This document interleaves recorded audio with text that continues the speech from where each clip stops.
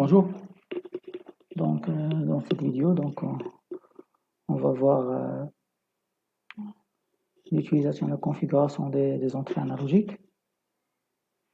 Donc, dans les anciennes vidéos, on avait commencé par la présentation des architectures, la prise en main de l'environnement Arduino IDE. Ça, c'était la première vidéo. La deuxième vidéo, c'était la prise en main de l'environnement, comme j'ai dit, Arduino. Et la troisième vidéo, c'était la procédure élémentaire d'utilisation et de configuration des entrées-sorties digitales. Dans cette vidéo, on va voir la configuration et l'utilisation des entrées analogiques. Et le montage qu'on a adopté, c'est le suivant. Donc, on va utiliser une résistance LDR, c'est-à-dire qu'elle va capter le rayonnement lumineux. C'est un capteur qui est passif, c'est-à-dire qu'il donnera une résistance qui variera en fonction de la lumière. Pour faire son conditionnement, c'est-à-dire pour à partir d'une variation de résistance obtenir une variation de tension qui sera exploitable par l'Arduino. Donc j'ai réalisé un point diviseur de tension ici en ajoutant une deuxième résistance de 10 kg qu'on peut considérer comme pull down, mais ce n'est pas le cas, c'est un point diviseur de tension. Et comme ça, je vais récupérer sur l'entrée analogique A0 une tension qui va varier, vu le point diviseur, qui va varier avec la luminosité et l'éclairement lumineux. Donc c'est ça l'idée du montage. Donc voilà, ici la même chose, donc vous voyez bien la résistance qui va vers la masse ici. Et le point commun entre la LDR et la résistance, il va vers l'entrée analogique A0. Et la LDR sera alimentée avec le VCC. Et de la même façon que le premier TP concerne les entrées sur des digitales, on va utiliser un Arduino Mega pour réaliser le montage. Avec un plus dans le programme qu'on va ajouter, c'est on va faire un petit peu de débogage. C'est-à-dire on va essayer de communiquer avec la carte Arduino pour savoir est-ce que le programme fonctionne. On va ajouter des instructions de débogage pour vérifier le bon fonctionnement du programme. Alors, pour rendre le programme un petit peu utile, on va utiliser la LED interne. Vous vous rappelez, dans la description matérielle, on va parler de cette LED interne qui peut être utilisée. Donc, au lieu d'ajouter dans mon programme une LED externe, je vais utiliser cette LED interne. Pourquoi? Pour faire un peu de traitement. C'est-à-dire, je vais lire l'état de la luminosité. Bon, si elle dépasse un certain seuil, par exemple, je vais allumer cette LED. Si la lumière ambiante est en dessous d'un certain seuil, je vais éteindre cette LED. Donc voilà le petit traitement que je vais réaliser. Et bien sûr, comme je dis, je vais ajouter du débogage pour tester mon programme. Alors, la première chose à faire, comme on a fait le premier TP, donc on va vérifier le montage, on va le réaliser. Le montage a été réalisé. Donc là, on voit ici la masse donc, qui a été branchée avec cette ligne et les 5 volts qui ont été branchés avec cette ligne cette fois. D'accord.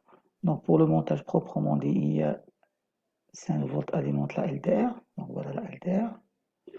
La sortie de la LDR, elle est en commun avec la résistance pour le point diviseur. Et ce point commun, il va vers l'entrée analogique A0. Là, c'est le port des entrées analogiques, le connecteur des entrées analogiques. Pour l'Arduino Uno, c'est 5, ici, je pense c'est 6, ici c'est 16. Donc on va utiliser A0.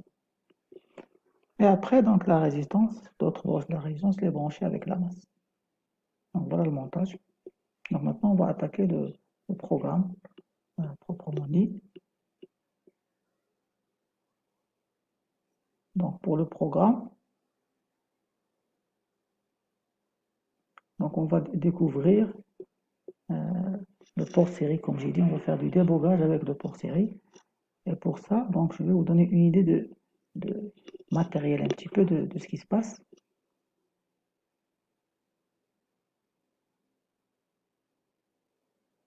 Donc là, quand le port USB quand le port USB est connecté au PC, donc le port USB de l'Arduino, il est connecté au PC, là c'est une communication série asynchrone. C'est-à-dire si pour moi par exemple ça représente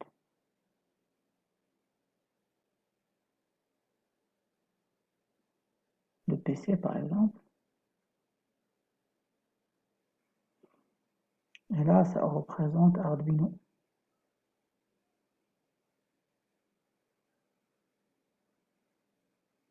Le fait de connecter le PC à Arduino avec le port série, c'est comme si je suis en train d'utiliser les broches TX, RX et la masse en commun.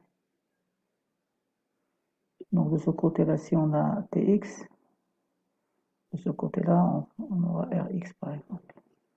Et l'inverse. D'accord? Donc TX, RX. TX pour transmettre, RX pour recevoir. Donc voilà notre communication par port série, par port USB. Donc, voilà. D'accord.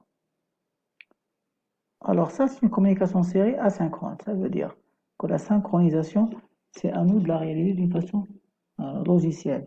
C'est-à-dire il faut que le débit du premier nœud, c'est-à-dire Arduino, soit le même que l'application du PC. Parce que dans le PC, on va utiliser un terminal, une application terminale ou console qu'on va démarrer.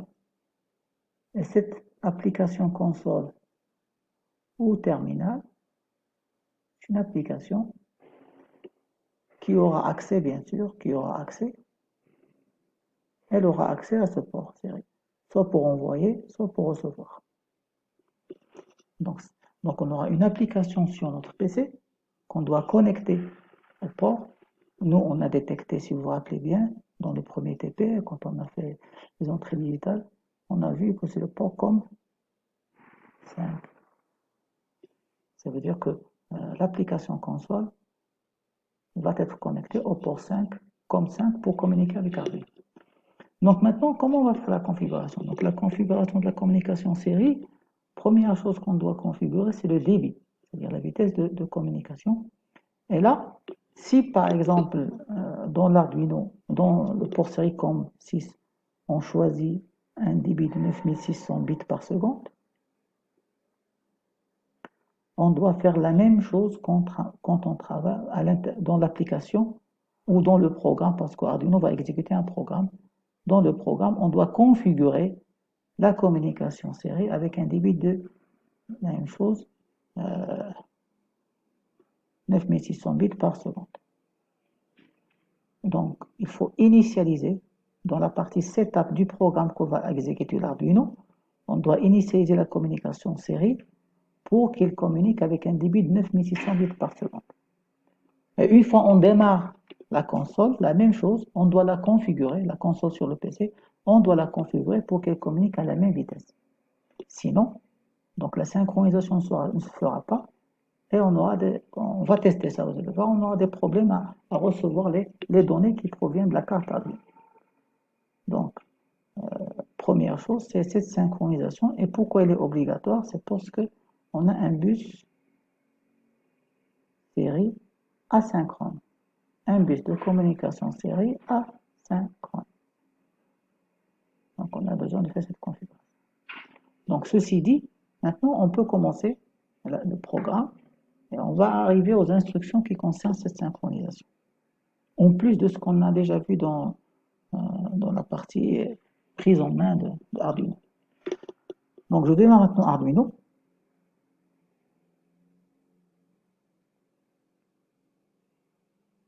Arduino IDE, donc l'environnement de développement IDE.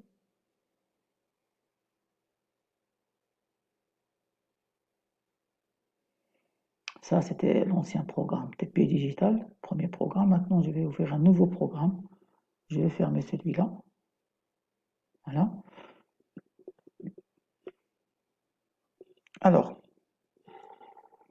si on veut se rappeler de ce qu'on a ensemble, donc on a logiquement, voilà notre figure. On a une entrée analogique qui sera branchée avec la LTR et on a la petite LED ici interne à la carte Arduino. Et je vous rappelle, cette LED, elle est connectée au pin 13. Elle est connectée au pin 13. Donc comme ça,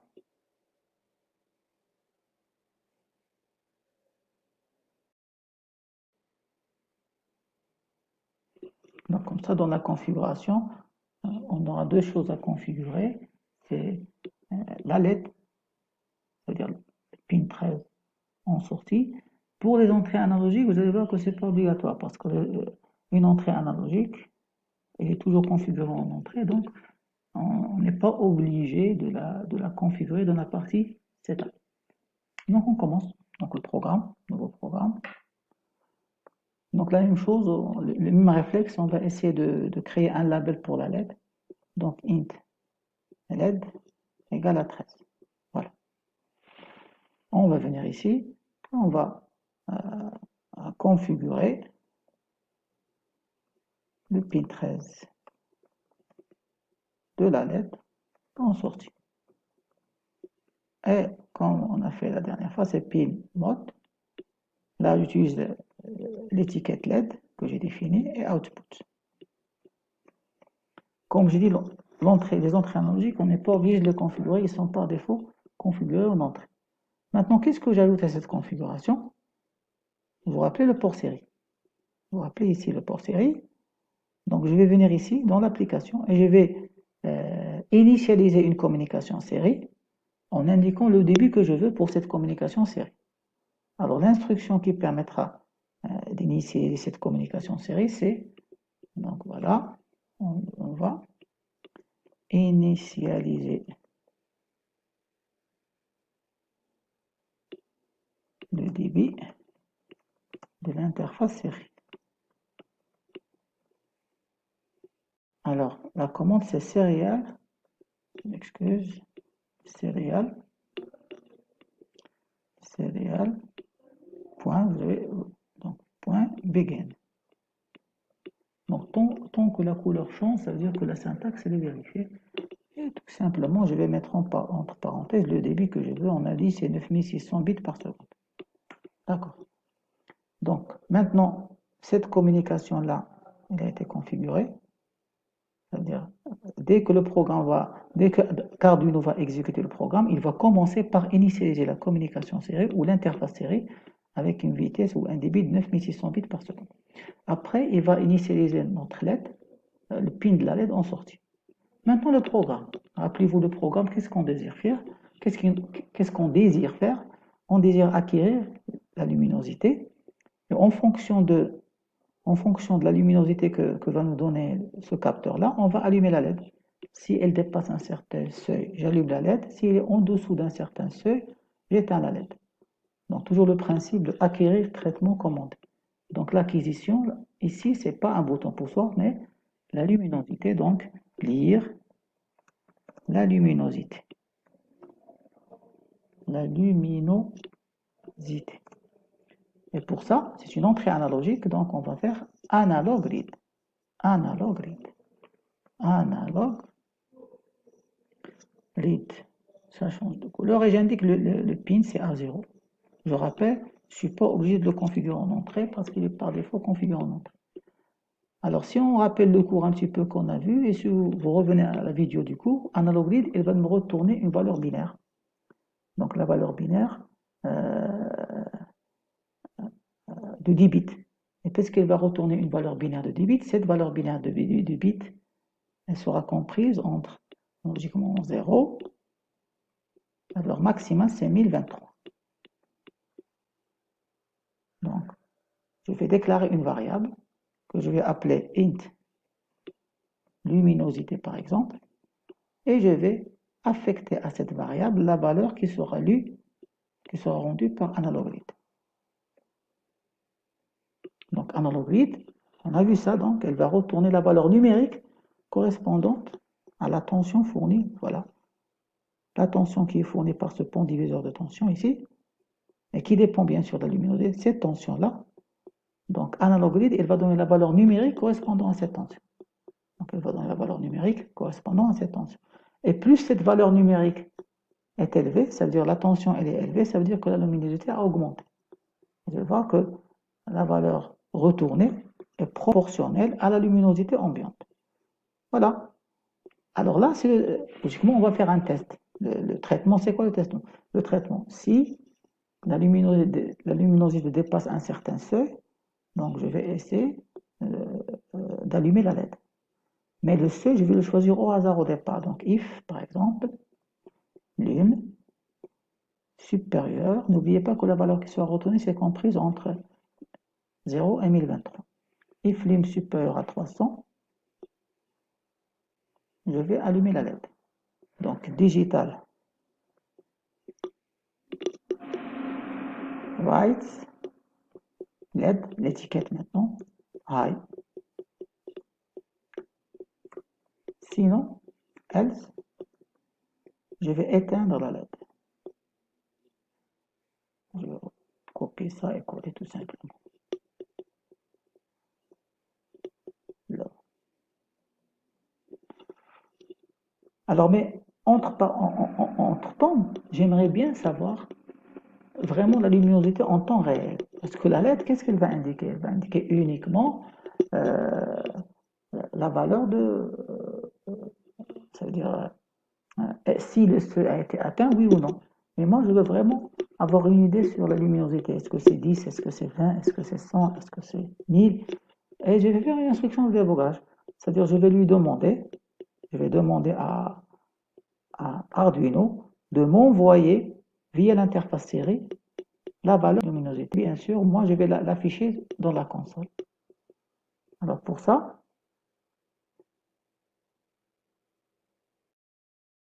il y a donc deux instructions qu'on peut utiliser, soit serial.write,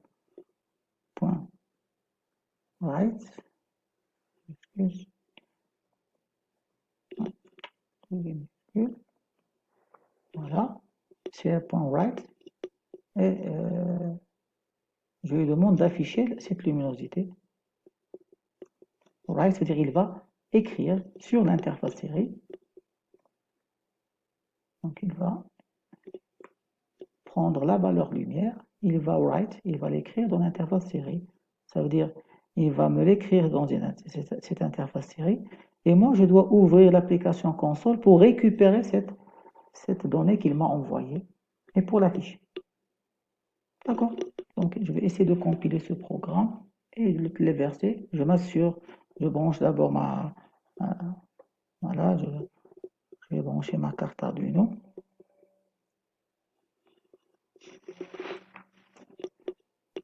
Voilà, donc la LED s'est allumée. Et après, je vais téléverser le programme. Donc, je téléverse et bien sûr, je dois sauvegarder, comme d'habitude. Je vais appeler toujours dans le même dossier, je vais appeler ça TP, par exemple, analogue. Analogue. Enregistré. D'accord, et je vais consulter. Je vais attendre le téléversement TXRX si tout se passe bien. Donc, bien sûr, le cahier des charges était si la luminosité dépasse un certain seuil. Donc voilà, le téléversement a été terminé. Ça a clignoté. Donc, si la luminosité dépasse un certain seuil, la LED s'allume. On voit que la LED n'est pas allumée, ça veut dire le seuil qu'on a fixé, nous, de 300, n'a pas été atteint ou il y a un problème. Donc, c'est là où le débogage va servir. Donc, qu'est-ce que je vais faire? Je vais démarrer la console. Donc, ça, c'est l'application console. Voilà. L'application console ici. On va la démarrer sur le PC. Voilà, je vais essayer ici. Moniteur série. Je démarre. Et voilà. Donc là, vous remarquez que et là, j'ai changé, entre-temps, j'ai changé l'instruction avec println au lieu de serial parce que, au lieu de write parce que je veux afficher en même temps retourner à la ligne, c'est plus pratique. J'ai utilisé println. Donc, print c'est pour afficher, ln c'est pour le retour à la ligne. Voilà, donc on remarque c'est 146. Ça, c'est, regardez, j'ai pas caché la luminosité. Donc, je vais zoomer pour voir. Voilà, il est à côté ici, la luminosité. Je vais mettre ma main pour cacher un peu la lumière. Et vous remarquez que ça descend. Ça descend. Dès que j'ai loin de ma main, ça remonte. Donc ça, c'est en relation avec la résistance qu'on a utilisée. Elle est mal dimensionnée. Dans le TP, on avait dit une résistance de 10 kg. Et là, j'ai mis sans me rendre compte une résistance de 220 ohms. Mais pas de problème. Je peux m'adapter à ça d'une façon logicielle. Donc, je vais adapter le programme d'une façon logicielle et après, on va changer la résistance pour vous montrer que la sensibilité de capteur va changer avec cette résistance et avec ce dimensionnement. Parce qu'on n'a pas fait des calculs. Donc là, qu'est-ce que je remarque? Je remarque ici à droite, 144, c'est-à-dire luminosité maximale. Donc, et dès que j'approche, ça descend jusqu'à 40. Donc, je vais choisir 100 comme seuil. C'est-à-dire, dès que je dépasse 100, la LED doit s'allumer, par exemple. D'accord. Donc, je vais arrêter le programme. Je vais changer ici avec 100. Voir est-ce que le programme va. Donc, ça veut dire 100 et je téléverse. Donc, je me suis adapté. Donc, j'ai fait de l'étalonnage en temps réel. J'ai adapté mon programme. J'attends le téléversement. Ici. Voilà. Et remarquez maintenant, la LED s'est allumée. Parce qu'on sait que le seuil, c'était de 144. Le seuil en temps, luminosité maximale de place salle où je suis, c'est 144. Voilà, 145.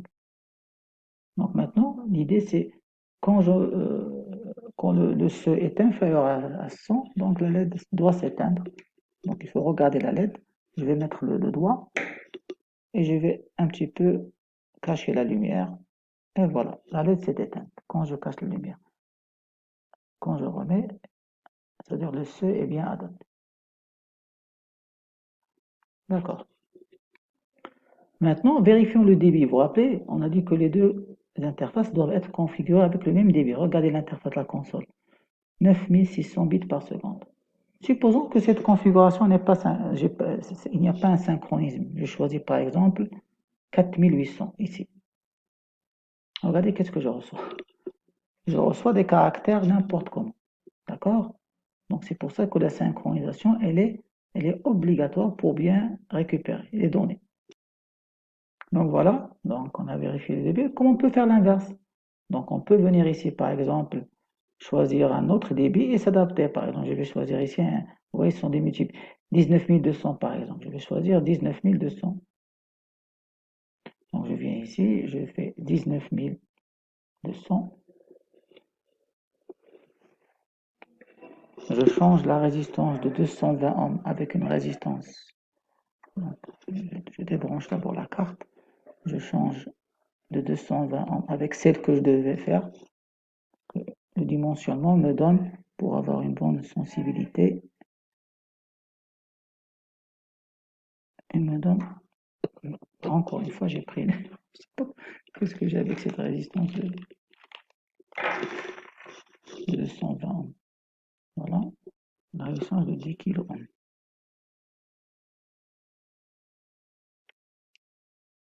Voilà, je rebranche la carte et je téléverse avec le nouveau débit.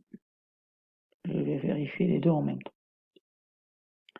Vous allez voir que ce seuil deviendra, est-ce que ce seuil sera toujours valable? On va voir. On attend le téléversement.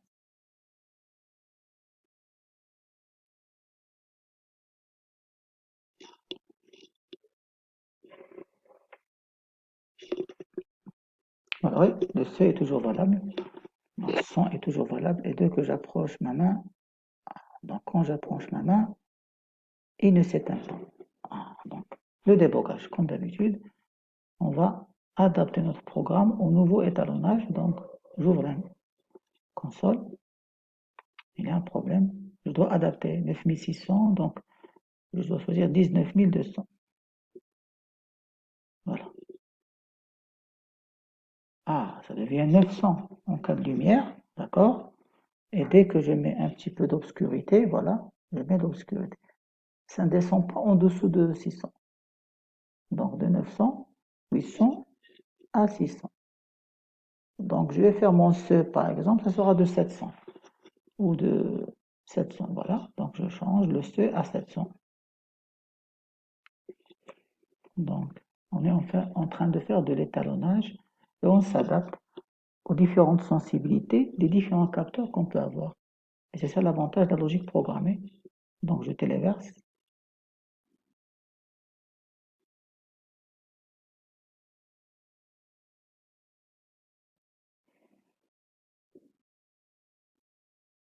Voilà, elle est toujours allumée. Je démarre la console pour voir le. Voilà, c'est toujours 800. Je vais mettre ici la console. Voilà, maintenant j'essaie de faire un peu d'obscurité. Et voilà, la LED s'allume parce que je suis descendu au-dessous du C de 600. Voilà, donc je me suis adapté. Donc c'est ça l'étalonnage. Donc on a vu dans ce TP comment travailler avec les entrées analogiques, comment adapter la sensibilité d'un exemple de capteur, comment faire du débogage. Donc ça c'est du débogage. Je peux l'améliorer en ajoutant une petite phrase par exemple. Avant, je vais faire serial.print sans retour à la ligne. Afficher une petite phrase. Luminosité par exemple. Vous remarquez les guillemets. Comme ça, je saurai cette valeur. Ici, c'est sans retour à la ligne. C'est-à-dire, il va afficher cette petite phrase. Après, il va afficher la luminosité, il va retourner à la ligne. Donc, ça améliore un petit peu le message de débogage. Je vais te les verser. Et au lieu d'avoir directement la valeur numérique, j'ai une petite phrase indicatrice de ce que veut dire cette valeur numérique. Voilà, téléversement terminé. Voilà, luminosité. Donc, ça permet d'améliorer le débogage. Donc voilà, donc c'est la fin de ce TP. J'espère que ça a été utile pour vous, cette série de TP. Alors je vais essayer si vous vous abonnez, donc à chaque fois que j'ajouterai quelque chose concernant Arduino, vous le trouverez sur la playlist de la chaîne. Si je travaille avec des afficheurs LCD, je fais des trucs avec d'autres capteurs, je vais poster des vidéos. Merci de votre attention.